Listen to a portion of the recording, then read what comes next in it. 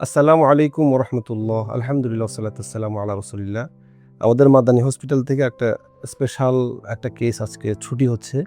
আমরা কেন সেটা স্পেশাল আমরা রোগীর মায়ের কাছ থেকে শুনবো। পাশাপাশি মাদানী হাসপাতালে ওনাদের যে এক্সপেরিয়েন্স সেটাও আমরা আপনাদের সাথে শেয়ার করব। আপনি কেমন আছেন মা?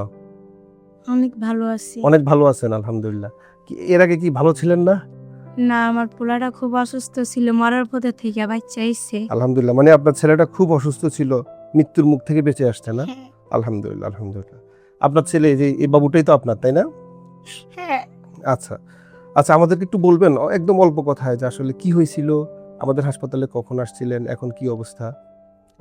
বাবুরে রাত্রে ১৩ তারিখে রাত্রে ৩:৩০ বাজে ভর্তি করাইছি মাদানী হাসপাতালে? মাদারলিন হসপিটালে। আজকে ১২ দিন।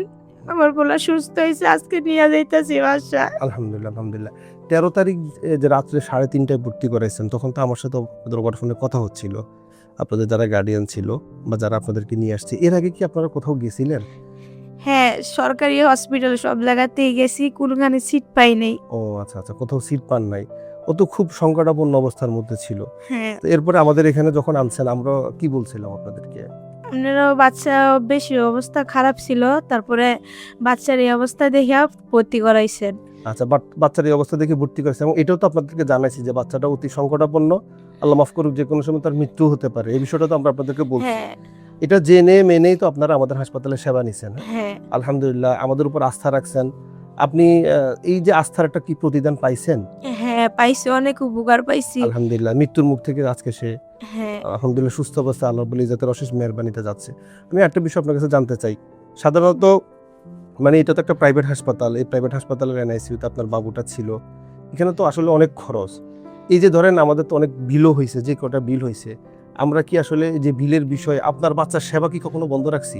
না স্যার, হ্যাঁ, কোন দিকে আমাদের যে বিল হইছে, এই বিলটা হইছে, এই বিলটাও তো পুরো আপনি পরিশোধ করতে না, পারেন নাই। কিন্তু ও এই যে বিলের সাথে কি বাচ্চার ট্রিটমেন্ট নিয়ে কোনো বিষয় ছিল? না, চিকিৎসা তো চিকিৎসা চলছে, হ্যাঁ? হ্যাঁ, আচ্ছা যাক আলহামদুলিল্লাহ। দর্শক আপনারা শুনছিলেন গত ১৩ তারিখ এই বাবুটা আমাদের হাসপাতালে আসছিল।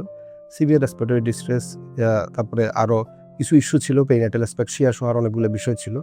খুবই ক্রিটিক্যাল একটা বাচ্চা ছিল। আলহামদুলিল্লাহ তারা রিস্ক বন্ডের সাইন দিয়ে ঢাকা শহরের অনেক হাসপাতালে গেছে। কোথাও তারা সেভাবে ভর্তির সুযোগ পায় নাই। পরে ৩:৩০ টার দিকে রাত্রে আমার সাথে কথা বলে মাদানী হাসপাতালের আমাদের এনআইসিইউতে ভর্তি হইছে।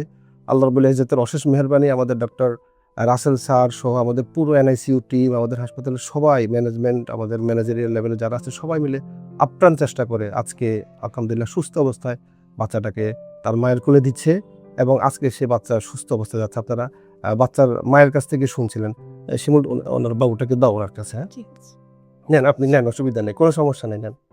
আপনার কাছে কেমন লাগতেছে এখন? অনেক খুশি। আলহামদুলিল্লাহ। ভালো তো আমাদের জন্য দোয়া করবেন। আমরা আপনার বাচ্চার জন্য, ওর নাম তো ইব্রাহিম। হ্যাঁ, আমার নামও ইব্রাহিম মাসুম বিল্লাহ। ওর জন্য আমরা দোয়া করি। আল্লাহ ওকে ভালো রাখুক, হ্যাঁ? দর্শক আমাদের এই যে বাবু ইব্রাহিম ওনার জন্য দোয়া করবেন। মাদানী হাসপাতালের জন্য দোয়া করবেন। স্বাস্থ্য সংক্রান্ত যেকোনো বিষয়ে আপনারা নিশ্চিন্তে মাদানী হাসপাতালের উপর আস্থা রাখতে পারেন। আমাদের টিমে যারা কাজ করছে সকলের জন্য আপনারা দোয়া করবেন। আসসালামু আলাইকুম ওয়া রাহমাতুল্লাহ।